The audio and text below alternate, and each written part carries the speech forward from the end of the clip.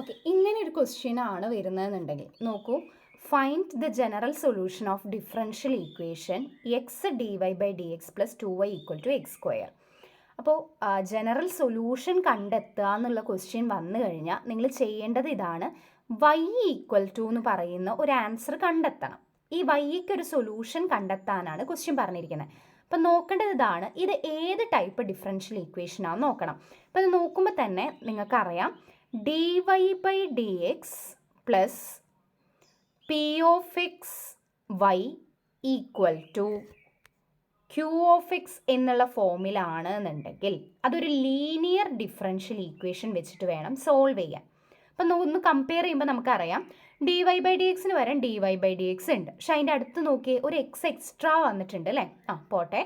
Plus ഒരു Y ഉണ്ട്, Y term ഉണ്ട്. പി ഓഫ് എക്സിന് പകരം ഇവിടെ എന്താ തന്നിരിക്കുന്നത്?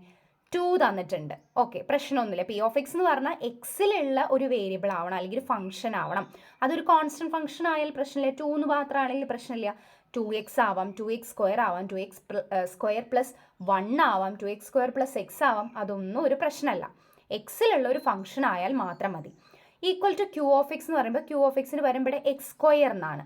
അതും റെഡി അല്ലേ? എക്സിലുള്ള ഒരു ഫംഗ്ഷൻ ആണ്. പക്ഷെ ഒരു പ്രശ്നം വന്നിട്ടുള്ളത് നോക്കിയേ, ഡി വൈ ബൈ ഡി എക്സിൻ്റെ കൂടെ എന്തുണ്ട്? ഒന്നും ഉണ്ടാവാൻ പാടില്ല. അതിൻ്റെ കോഫിഷ്യൻ്റ് എപ്പോഴും 1 ആയിരിക്കണം. ഇവിടെ അങ്ങനെയാണോ? അല്ല, ഇവിടെ എക്സ് ആണ്. അപ്പോൾ ആ എക്സ് കളയണം എന്നുള്ളതാണ് ആദ്യം ചെയ്യേണ്ട സ്റ്റെപ്പ്. അതിനായിട്ട് നിങ്ങൾ ചെയ്യേണ്ടത് ഈ ഒരു ഡിഫറൻഷ്യൽ ഇക്വേഷനെ ഹോൾ ഡിവൈഡഡ് ബൈ എക്സ് ചെയ്യാം. അപ്പോൾ എന്താ സംഭവിക്കുക? ഈ എക്സ് ഈ ഒരു സംഗതിക്ക് കൊടുക്കും. അപ്പോൾ എന്താ വരിക? ഈ എക്സും ക്യാൻസൽ ആയിട്ട് ആരേ വരുള്ളൂ? നോക്കൂ, d y by d x വരും. ഇനി ഈ 2yക്കും ഈ എക്സ് കൊടുക്കും അല്ലേ? അപ്പോൾ 2y ബൈ എക്സ് എന്നാ വരിക. അതിന് പകരം എനിക്ക് എന്ത് എഴുതാം? 2 ബൈ എക്സ് വൈ എന്ന് എഴുതിയാലും ശരിയല്ലേ? അപ്പം അതിന് പകരം 2 ബൈ എക്സ് വൈ എന്ന് കിട്ടി. ഇനി ഈ എക്സ് സ്ക്വയറിനെ എന്ത് ചെയ്യണം? ഈ എക്സ് കൊണ്ട് തന്നെ അഗെയിൻ ഡിവൈഡ് ചെയ്യണം. അപ്പോൾ എക്സ് സ്ക്വയർ ബൈ എക്സ് എന്ന് പറഞ്ഞാൽ എക്സും കട്ട് ചെയ്താൽ ബാക്കി എക്സ്. അപ്പോൾ നമ്മുടെ ലീനിയർ ഡിഫറൻഷ്യൽ ഈക്വേഷൻ എന്ന് പറയുന്നത് ഈ ഒരു ഫോമിലേക്കായി. ഇത് ഇങ്ങനെയായി. ഡൗട്ടില്ല എന്ന് കരുതുന്നു. ഇനി നിങ്ങൾ ചെയ്യേണ്ടതാണ് ഒന്ന് കമ്പയർ ചെയ്യുക. കമ്പയർ ചെയ്യുമ്പോൾ പി ഓഫ് എക്സിനും ക്യൂ ഓഫ് എക്സിനും ഒക്കെ പകരം ആരാ വരുന്നതെന്ന് നോക്കിയേ. ഒന്ന് കമ്പയർ ചെയ്യുക. ഡി വൈ ബൈ ഡി എക്സിന് പകരം d y by d x. Okay ആണ്. ഇനി വൈക്ക് പകരം വൈ, പി ഓഫ് എക്സിന് പകരം ആരാ? 2 ബൈ എക്സ്. സോ നമുക്ക് കിട്ടി p of x equal to ഇവിടെ ഇറ്റ് ഈസ് 2 ബൈ എക്സ്. ഇനി അടുത്തത് ക്യൂ ഓഫ് എക്സിന് പകരം ആരാ നോക്കിയേ? ഈക്വൽ ടു അപ്പുറത്തെ സൈഡിൽ കിടക്കുന്ന ആരാ? എക്സ്. അപ്പോൾ ക്യൂ ഓഫ് എക്സിന് പകരം ഇവിടെ വന്നിരിക്കുന്ന ഇറ്റ് ഈസ് എക്സ്. അപ്പോൾ ഇത്രയും കാര്യങ്ങൾ കിട്ടി. ഇനി ഏതൊരു ഇങ്ങനത്തെ ഫോമിലുള്ള ലീനിയർ ഡിഫറൻഷ്യൽ ഈക്വേഷൻ വന്നാൽ അതിൻ്റെ സൊല്യൂഷൻ എഴുതണ്ടേനും ഒരു ഫോം ഉണ്ട്. അതാണ് ഇത്.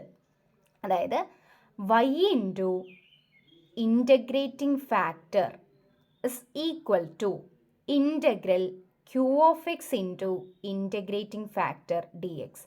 ഇതാണ് ഇങ്ങനെ വരുന്ന ഒരു ലീനിയർ ഡിഫറൻഷ്യൽ ഈക്വേഷൻ്റെ സൊല്യൂഷൻ കണ്ടെത്താനുള്ള മെത്തേഡ്. അപ്പോൾ നോക്കുക, എന്താ ഈ ഇൻ്റഗ്രേറ്റിംഗ് ഫാക്ടർ? അപ്പോൾ ആ ഇൻ്റഗ്രേറ്റിംഗ് ഫാക്ടർ കണ്ടെത്താനും ഉള്ള മെത്തേഡ് നിങ്ങൾ പഠിക്കണം. മെത്തേഡ് അല്ല, ഫോർമുല ഉണ്ട്, അതും പഠിക്കണം. അപ്പോൾ ഇത്രയേ ഉള്ളൂ.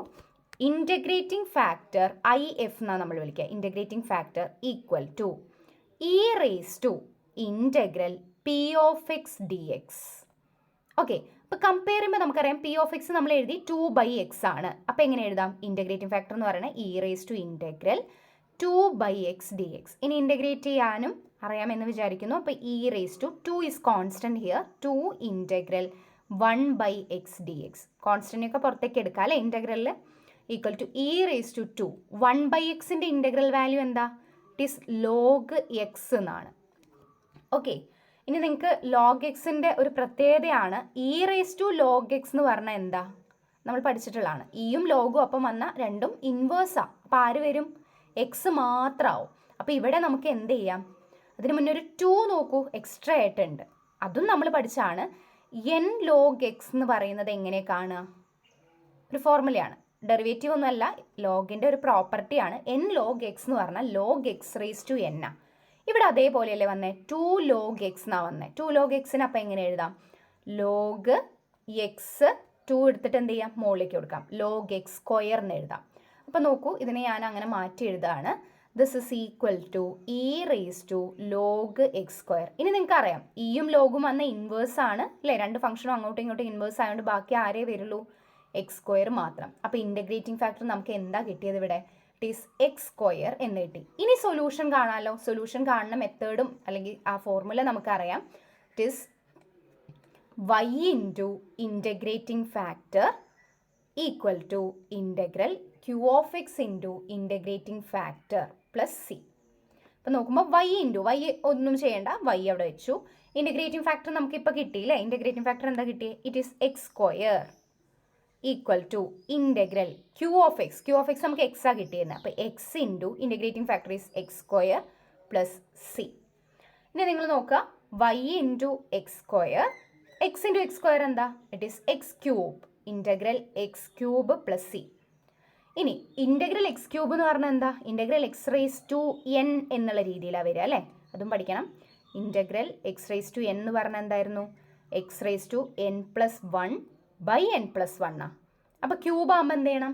3ൻ്റെ കൂടെ 1 കൂട്ടുക. 3ൻ്റെ കൂടെ 1 കൂട്ടുക എന്ന് പറയുമ്പോൾ it is x raise to 4/4 plus C. അപ്പോൾ നമുക്ക് എന്താ കിട്ടിയത്? y into x square equal to x ക്യൂബിൻ്റെ integral x raise to 4/4 plus c. നിങ്ങൾക്ക് ഇത്ര എഴുതിയിട്ട് അവിടെ വയ്ക്കാം. ഇതും ഒരു സൊല്യൂഷനാണ്. ഇല്ലെങ്കിൽ എക്സ് സ്ക്വയർ എന്ത് ചെയ്യുക അറിയോ? റൈറ്റ് ഹാൻഡ് സൈഡിലേക്ക് കൊണ്ടുപോകാം. അപ്പോൾ എന്താവും? ഡിവിഷൻ ആവും. അപ്പോൾ നമുക്ക് ഇങ്ങനെ ഒരു ആൻസർ ആവും കിട്ടുക ലാസ്റ്റ്. ഒന്ന് ചെയ്ത് നോക്കിയാൽ മതി. ഇതാ ഈ ഒരു സൊല്യൂഷനാണ് കിട്ടുക. ഇതിനെയാണ് ഒരു ഡിഫറൻഷ്യൽ ഇക്വേഷൻ, ലീനിയർ ഡിഫറൻഷ്യൽ ഇക്വേഷൻ്റെ ജനറൽ സൊല്യൂഷൻ.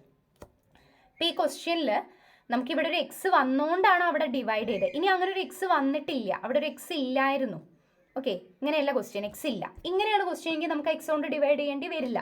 നമുക്ക് ഡയറക്റ്റ് ആയിട്ട് പി ഓഫ് എക്സിന് പകരം എന്താ കിട്ടുക? 2, ക്യൂ ഓഫ് എക്സിന് പകരം എക്സ് സ്ക്വയർ. എന്നിട്ട് ഈ പറഞ്ഞ അതേ സ്റ്റെപ്പ് ഫോളോ ചെയ്താൽ നിങ്ങൾക്ക് ആൻസറായി. ഇത് വളരെ ഇമ്പോർട്ടൻ്റ് ആണ്. ഷുവർ ക്വസ്റ്റ്യനിൽ പെടുത്താവുന്ന ഒരു ക്വസ്റ്റ്യൻ ആണ്. അപ്പോൾ ഇതെന്തായാലും പഠിക്കുക കേട്ടോ.